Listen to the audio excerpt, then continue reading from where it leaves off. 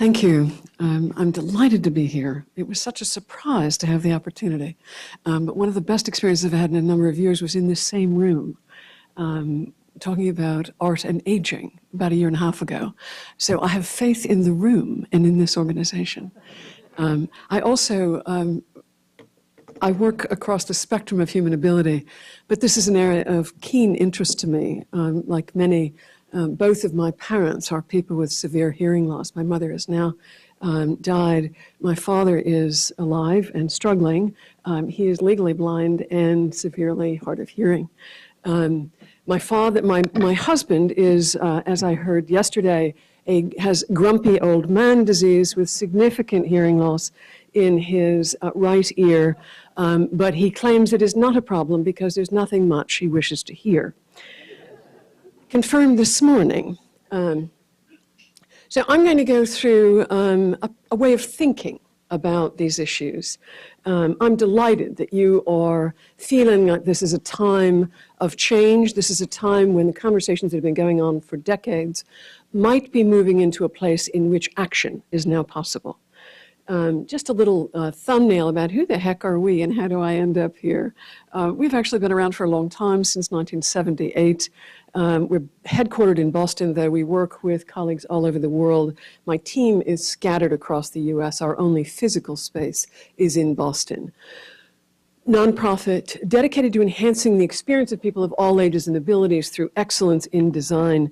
Homely doesn't actually cut it with us. We think that's as important to the experience as function. One of the things I've heard over the last day and a half is that many of the terms that we use, many of the ideas that drive us, are ideas that we share with people here. One of the ideas we talk about a lot is that design is powerfully and profoundly influences everyone, unfortunately too often in a negative way. We are looking for an outcome that enhances a sense of confidence, comfort, and control in everyone. The other thing that is a big idea that drives everything that we do, and God knows this crowd knows it, the variation in ability is simply ordinary. It is not special. It affects most of us for at least part of our lives. We do a variety of things. We're an oddball nonprofit. We do a great deal of design and consulting, but we also do technical assistance on that substrate of laws and guidance for the nation and for the region. We do a great deal of education and training.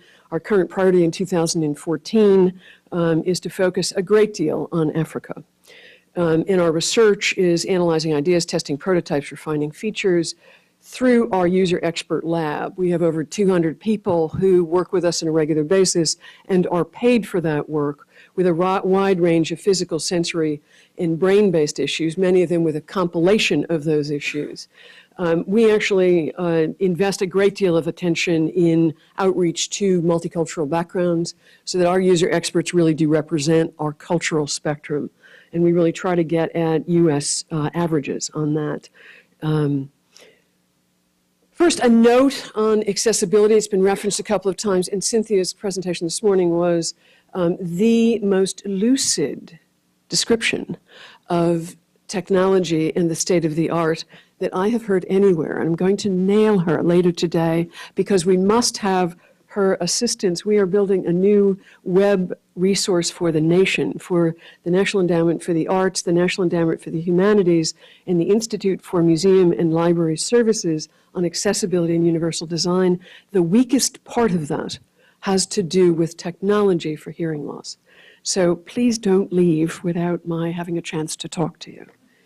Effective communication, hardly a new idea. This was actually an idea first codified in the Rehabilitation Act of '73. The regulations on that date back to '78. This is not a new idea and yet still profoundly confusing to people. That idea that requirements intend to support a quality of experience across the spectrum of sensory ability. Whatever information is written or spoken is as clear and understandable to people with disabilities as it is for people who do not have disabilities. Still a mystery in many cases on issues of hearing.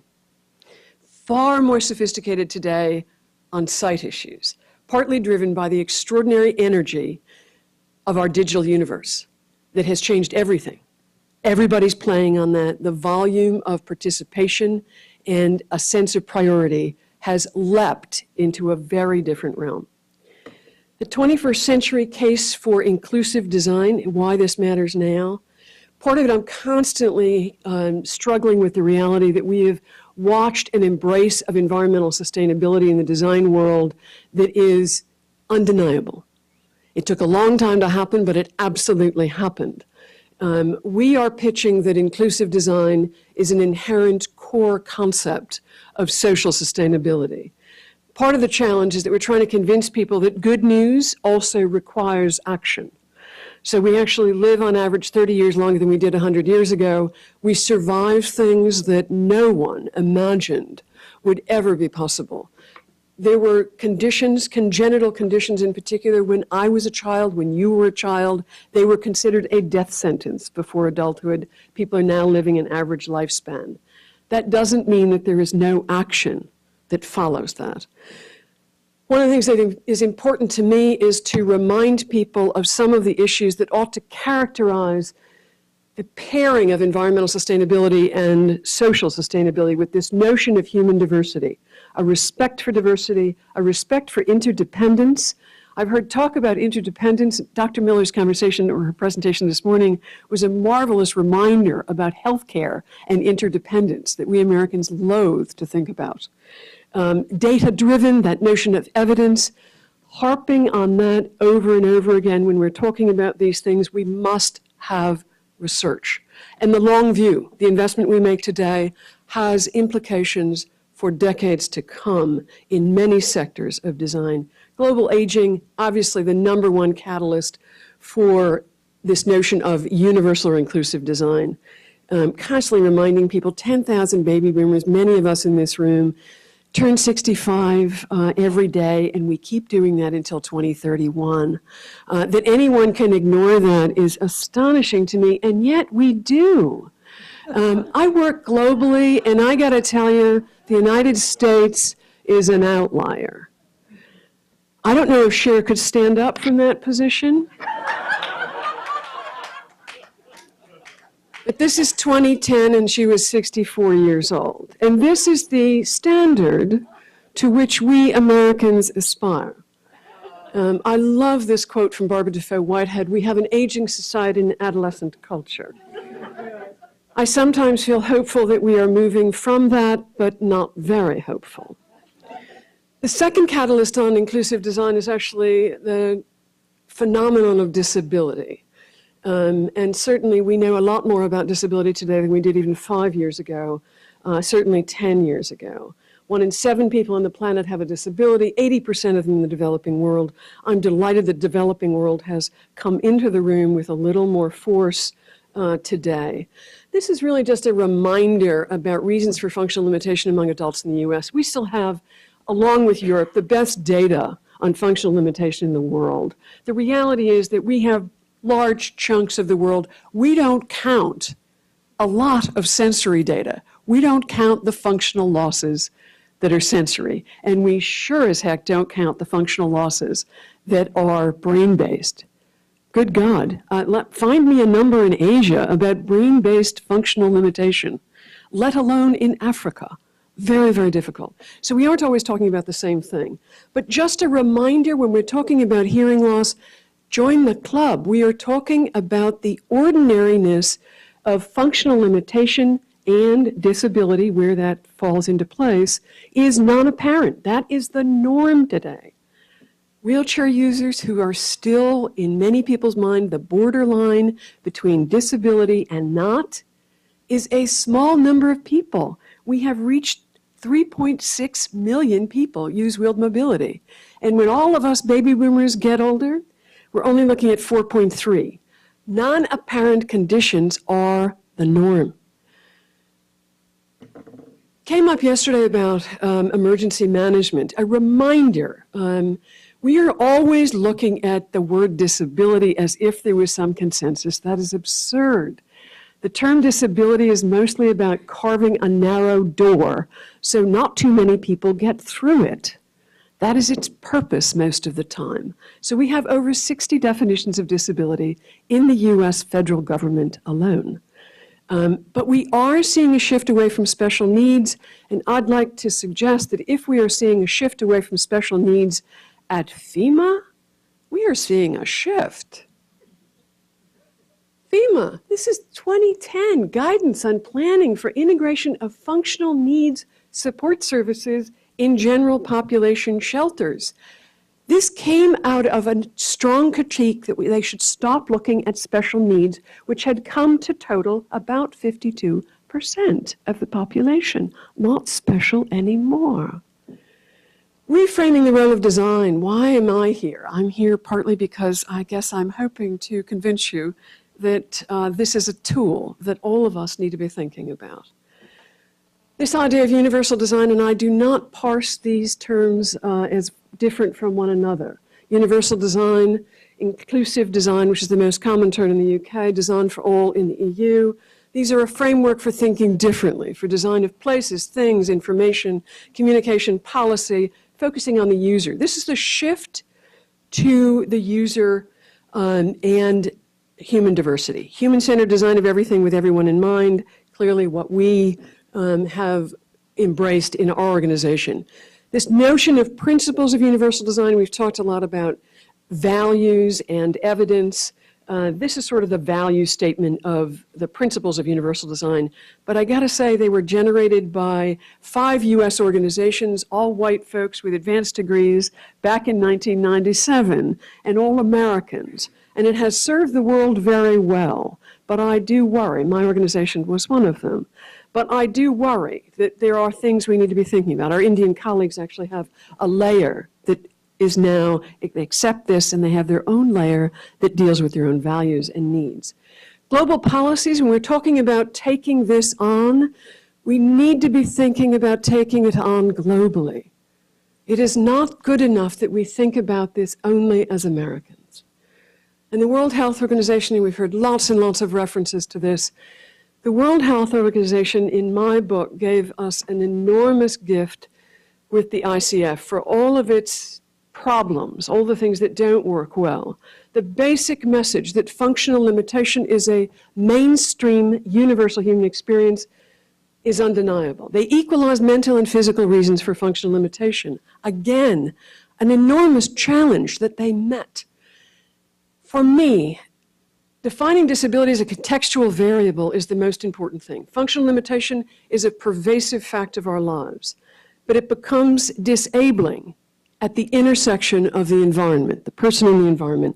All very familiar, but unpacking that is not always so familiar. Physical, communication, information, policy, and social environments. The World Health Organization recommended universal design or inclusive design as the most promising framework for identifying the facilitators that would minimize disability and support independence in full community integration. I think we're really talking about an aspiration for thriving in a world in which we cannot afford, given the volume of functional limitation, anything less. I trust most of you are familiar with a year later, the Madrid International Plan of Action on Aging, and in particular, Priority Direction 3, ensuring enabling and supporting environments building on the same idea. I hope some of you might be familiar with the 3rd UN policy, which is the UN Convention on the Human Rights of People with Disabilities. This was, I have a wrong number there, it's actually 2006. I keep hoping that we haven't actually had it for as long as we have because we have made scant progress. Are people familiar with this? This is the supplement to the International Treaty on Human Rights. We had women and then children, and now people with disabilities. Pay attention. You may find that the US Senate once again decides not to ratify this treaty. We are unusual. In the world, 158 nations have signed it, 137 have ratified it, but we are not among them. This sits on the floor of accessibility as a shared global commitment and promotes this idea of inclusive design. A few examples from a few environments. The healthcare world is one in which we absolutely need to be thinking about human diversity and not just tailoring assistive technology. Doesn't want to move. Oh, there we go. You may know this example. The notion that we continue to have miserable little medication bottles, indistinguishable from one another and impossible to read. In many homes of older people, there may be 2 or 3 sets of these with different names that are commonly forgotten because it is confusing to understand them. This is just a very clever idea in which you can actually color code the band. So mom gets the green and dad gets the yellow. Imagine a system in which it actually stands up and does not roll on the floor. A variety of ways of thinking about an ordinary product that makes people feel in control of an ordinary fact of their lives. Unfortunately, my father, who takes 11 drugs every day, does not have this. So he is legally blind and struggles with 11 gold tubes with white caps, none of which he can read. This is a really ordinary universal design idea. I've not seen it anywhere but in Singapore. I do a lot of work in Singapore. The Singaporeans, as some of you may know, are hell-bent on being the first at everything they touch.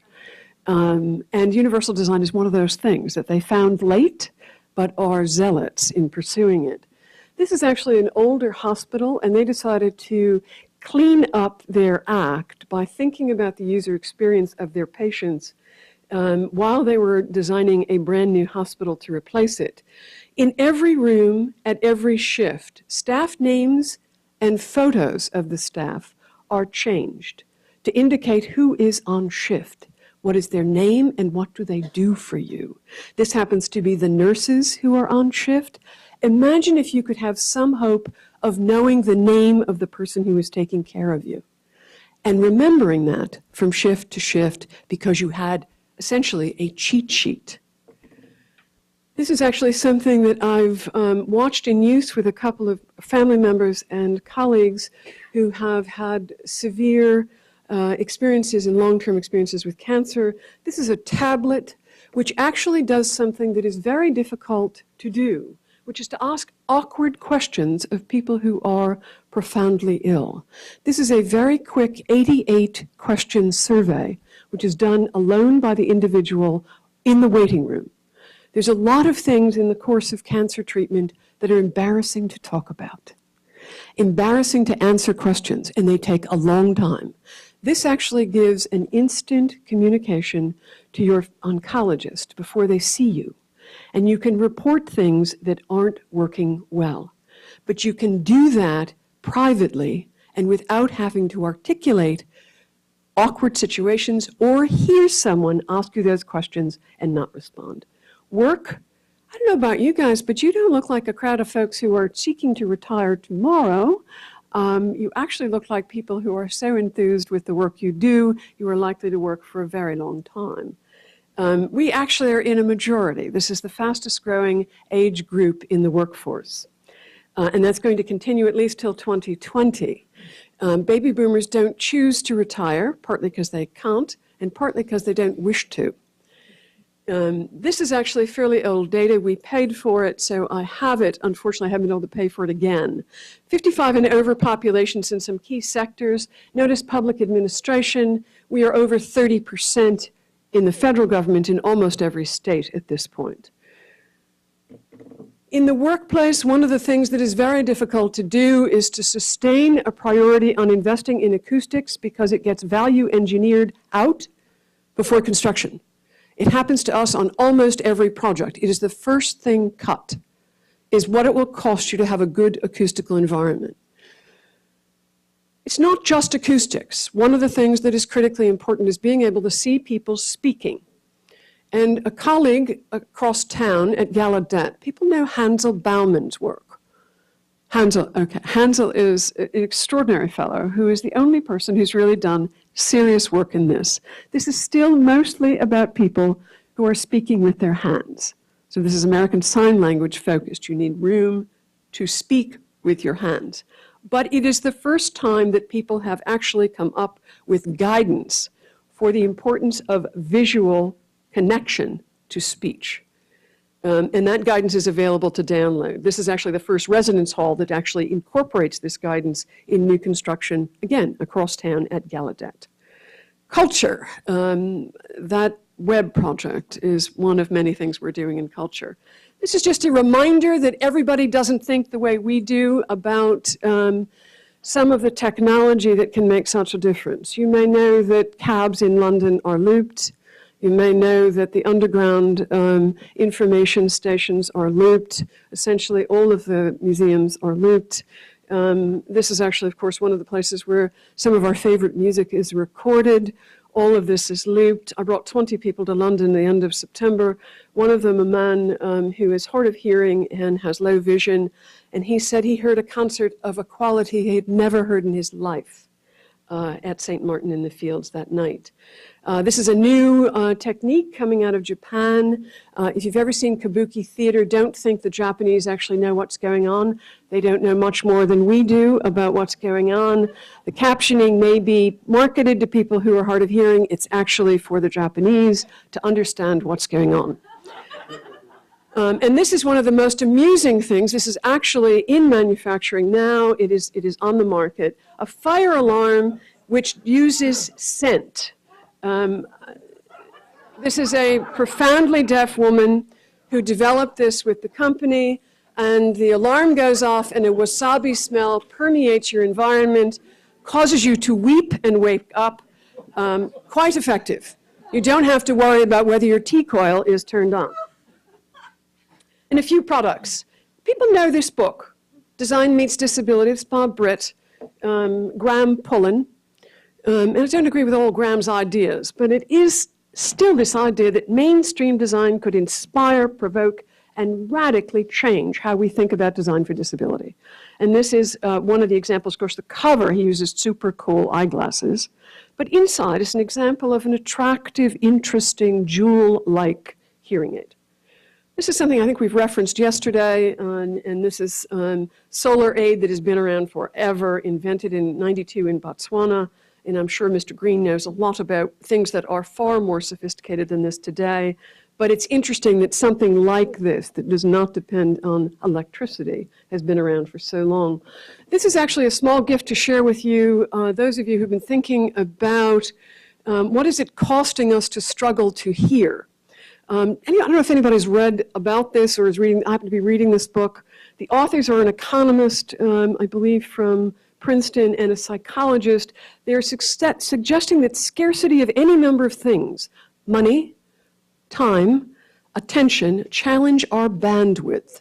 And I'm throwing it out here just as a way of perhaps some shorthand in thinking about bandwidth as part of the problem we're dealing with. It isn't open-ended. We have a limited amount of bandwidth. How much of our mental capacity is available to us at any given time? And a last point, this is a publication of ours from 2012 by a colleague who's a professor of architecture in Belgium, focusing on all of these ideas, that basically we are focusing in design on a shift, a radical shift from the person to the environment. Universal refers to human diversity in this radical approach. But design appeals for extremely creative and qualitative design solutions founded on empirical investigation. And what my friend Hubert says is that we have an enormous research agenda. That idea of facilitating environments is still a value and an idea more than it is something that has the evidence base behind it to act on it. And I would suggest that if anybody is interested in thinking about moving on that research agenda, I'd love to talk. Thank you very much.